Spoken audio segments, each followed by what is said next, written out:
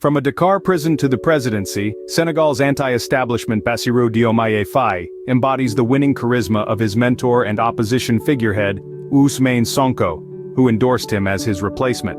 Everyone knows who Ousmane Sonko is, but who is Bassirou Diomaye Faye, whom Ousmane Sonko chose to be his trusted candidate? Bassirou Diomaye Faye is a 44-year-old Senegalese politician and former tax inspector, who is the president-elect of Senegal. He is the former general secretary of the dissolved PASTEF, founded by his mentor Ousmane Sonko.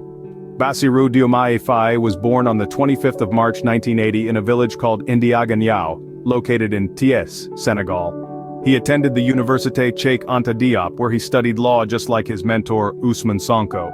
After graduation, Faye opted to become a tax inspector in the Tax and Estates Department, where he befriended Sonko, a fellow alum from the same school. Faye and Sonko's relationship grew closer in 2014, in the Taxes and Estates Union, created by Sonko, the leader of the newly founded PASTEF.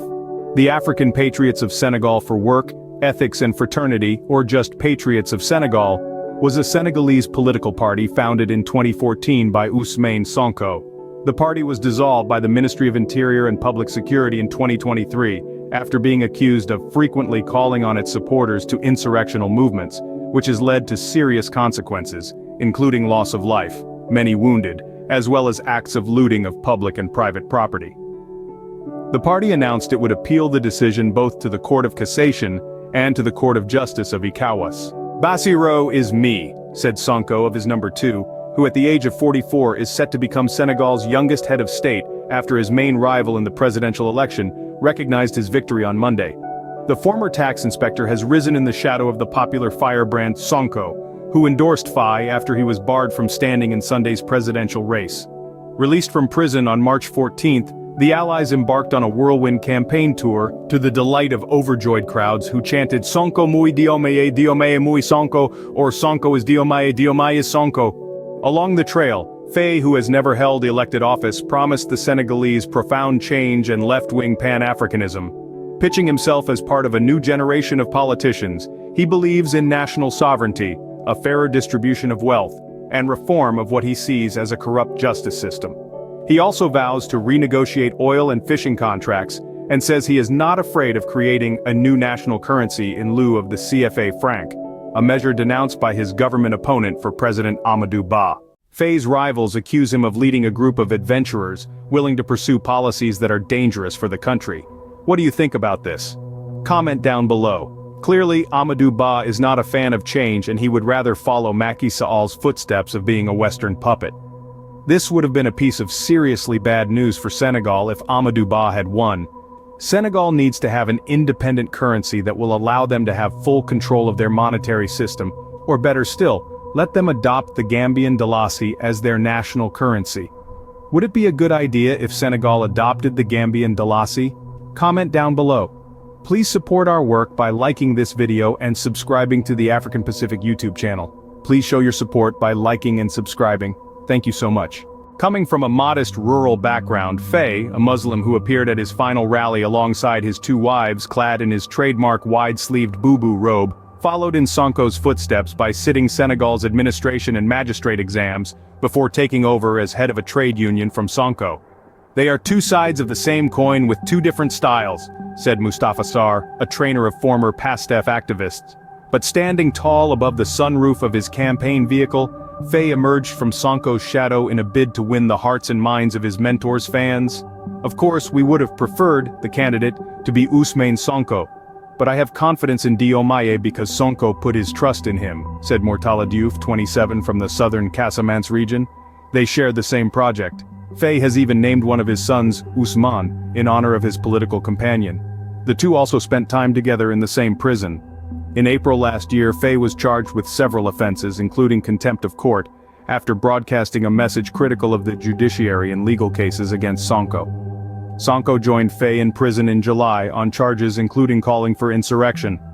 Several hundred opposition members have been arrested since 2021, when Sonko began his bitter standoff with the state that sparked deadly unrest. The turmoil played a role in outgoing President Macky Sall's decision to postpone the election, plunging the West African country into its worst political crisis in decades. President, you often say that I am stubborn, we never get along, but we are always together, Faye said, addressing Sonko during a press conference a day after their release under an amnesty law.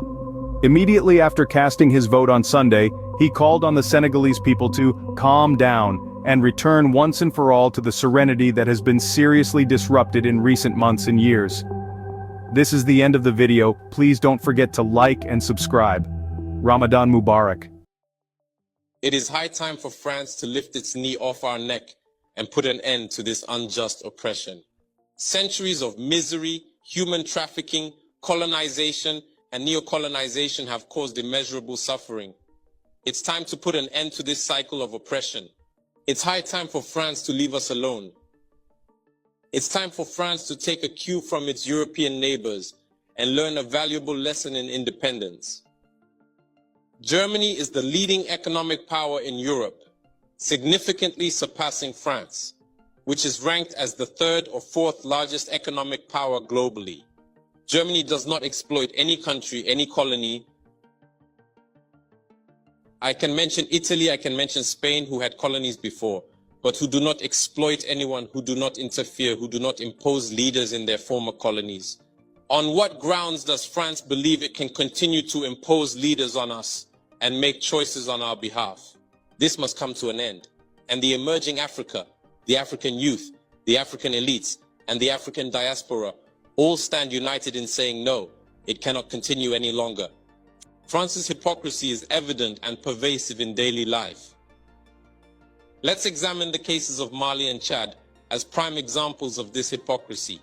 In Chad, where the constitutional process has been interrupted, France applauded and its president visited to officially consecrate the new king's coronation ceremony. In Mali, where it is not the constitutional process that has been interrupted, but the transition process, France has condemned and even packed up its things to say that it is leaving Mali. That's hypocrisy. It's the double standard.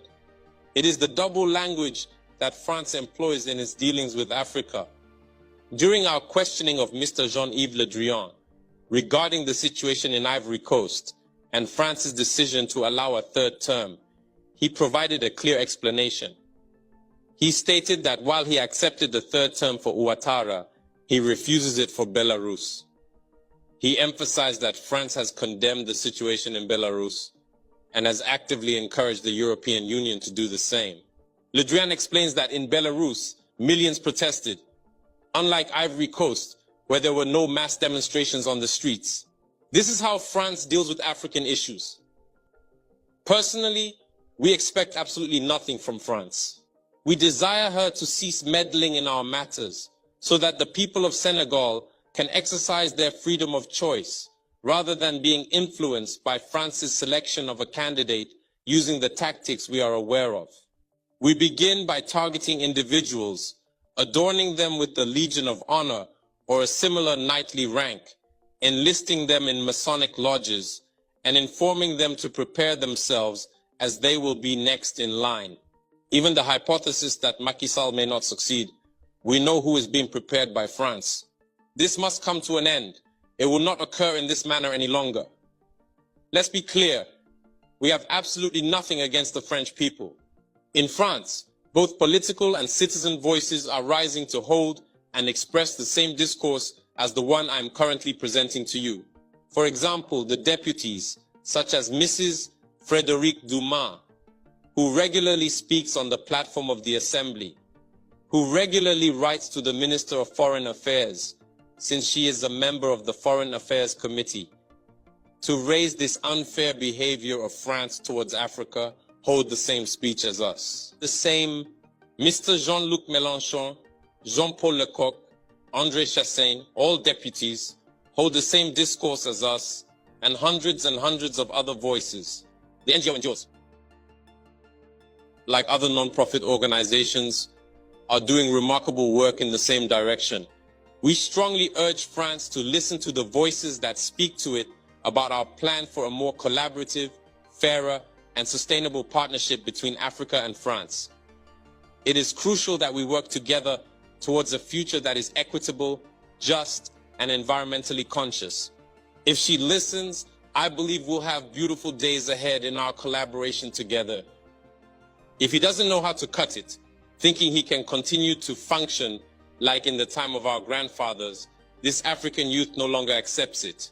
France must make preparations for a definitive break and completely withdraw from Africa. Africa belongs to Africans, not France.